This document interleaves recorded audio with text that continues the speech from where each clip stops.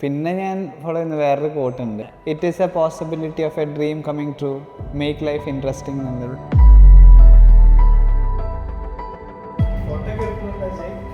Photo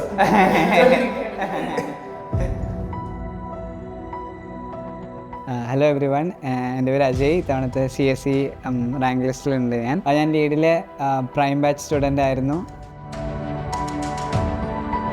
അപ്പോൾ ഞങ്ങളുടെ ആ ഏരിയ, വയനാട്ടിലേക്ക് പോകുന്ന ഏരിയയിൽ അടുത്തൊരാളെന്നുള്ള രീതിയിൽ എല്ലാവരും, പിന്നെ നാടിൻ്റെ ഒരു സോളിഡാരിറ്റി ഉണ്ടല്ലോ, എന്ന് വെച്ചാൽ എല്ലാവരും വലിയ ആഘോഷത്തിൽ പങ്കുചേരുക എന്നുള്ളൊരു സാധനം, അത് ഭയങ്കരമായിട്ടുണ്ടായിരുന്നു. ഇന്നലെയൊക്കെ രാവിലെ എഴുന്നേറ്റ് മറ്റേ ആൾക്കാർ വരുന്നുണ്ട് കേട്ടോ. ലീഡിൻ്റെ സിസ്റ്റമാണ് എപ്പോഴും എനിക്ക് കോൺഫിഡൻസ് തന്നിട്ടുള്ളത്. ആ സിസ്റ്റത്തിനെയാണ് ഞാൻ വിശ്വസിച്ചിട്ടുള്ളതും എനിക്കൊന്ന് അത് തന്നെയാണ് ഇവിടെ വർക്കൗട്ട് ചെയ്തിട്ടുള്ളതും. എനിക്കുള്ള കോൺഫിഡൻസ് ഈ സിസ്റ്റമായിരുന്നു. അപ്പോൾ താങ്ക്സ് ടു ലീഡ്, ആ ഒരു സിസ്റ്റം ഇവിടെ ഉണ്ട്, അത് ഇൻടാക്റ്റ് ആണ്, ഇറസ്പെക്റ്റീവ് ഓഫ് എന്ത് സംഭവിച്ചാലോ എന്നുള്ളത് ഈ ജേർണിയിൽ എൻ്റെ കോൺഫിഡൻസ് ബിൽഡ് ചെയ്ത ഫാക്ടറായിരുന്നു. ഈ വർഷത്തെ സിവിൽ സർവീസിൻ്റെ റിസൾട്ട് വന്നപ്പം ഏറ്റവും കൂടുതൽ ഞങ്ങൾ സന്തോഷിച്ചത് അജയുടെ ഒരു റിസൾട്ടിലാണ്. കാരണം വിജയം എന്നുള്ളത് നമ്മൾ എവിടെ എത്തിച്ചേർന്നു എന്നുകൊണ്ടല്ല അളക്കേണ്ടത്, മറിച്ച് എവിടെ നിന്ന് എത്രമാത്രം ട്രാവൽ ചെയ്തിട്ടാണ് ഒരാൾ ഒരു സ്ഥലത്തെത്തുന്നത് എന്നുള്ളതാണ് എനിക്ക് തോന്നുന്നു വിജയത്തിൻ്റെ യഥാർത്ഥ മെഷർമെൻറ്റ്.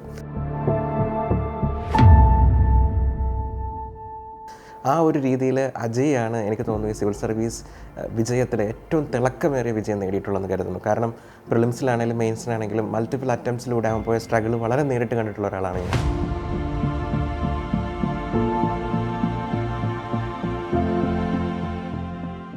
എന്നെ ലീഡിലേക്ക് അടുപ്പിച്ചത് ആ ഒരു ഇന്നോവേറ്റീവ് അപ്രോച്ചാണ്. UPSC എക്സാമിനോട് ലീഡിൻ്റെ ഇന്നോവേറ്റീവ് അപ്രോച്ച്. ഇപ്പോൾ UPSC ക്ലാസിക്സ് ഒക്കെ ആണെങ്കിലും കൺസിസ്റ്റൻ്റ്ലി ഞാൻ 3 തവണ പ്രിലിംസ് ക്ലിയർ ചെയ്യുന്ന സമയത്ത് എനിക്ക് ആ ക്ലാരിറ്റി തന്നിട്ടുള്ളത് UPSC ക്ലാസിക്സ് പോലെയാണ്.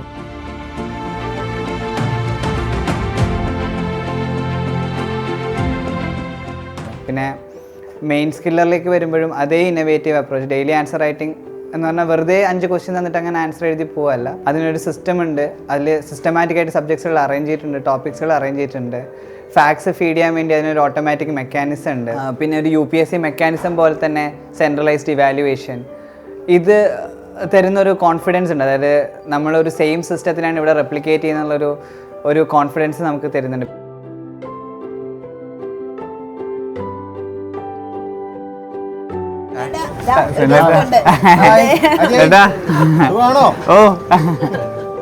നീ പ്രിലിംസിന് എഴുതുന്നുണ്ടോ, പരീക്ഷ എഴുതുന്നുണ്ടോ? എഴുതാൻ ചേട്ടാ, ഞാൻ ഒരു ഫുൾ ലെങ്ത് കൊടുത്തായിരുന്നു, പക്ഷെ അത് 100 താഴെ വരണം. ഒന്നുകൂടെ അല്ല, ഇപ്പൊ ഒരു ക്ലാരിറ്റി ആയല്ലോ, അതിപ്പോ ഒരു ക്ലാരിറ്റിക്കാണെന്നുള്ളൊരു സമാധാനമായില്ലേ? അതെ അതെ അതെ, അതാണ് അതിൻ്റെ ഒരു ഹൈലൈറ്റ്. നസ്രിനെ പരിചയമില്ലേ? നമ്മുടെ മറ്റേ ഇക്കണോമിക്സിൽ പഠിച്ച നസ്രിനാണ്, പോളിന്റെ മെന്റി ആയിരുന്നു. അങ്ങനെ ആണല്ലേ? ഹലോ,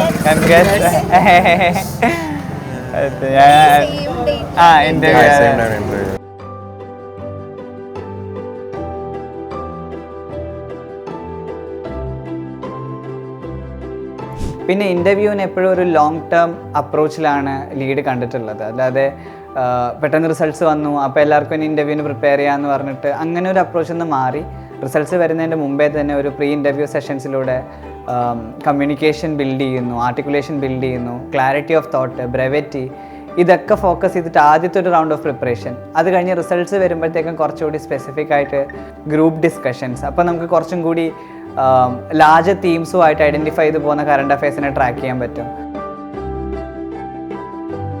ഏറ്റവും നടക്കില്ല എന്ന് തോന്നിയാൽ even if you fail, your fail matters the most.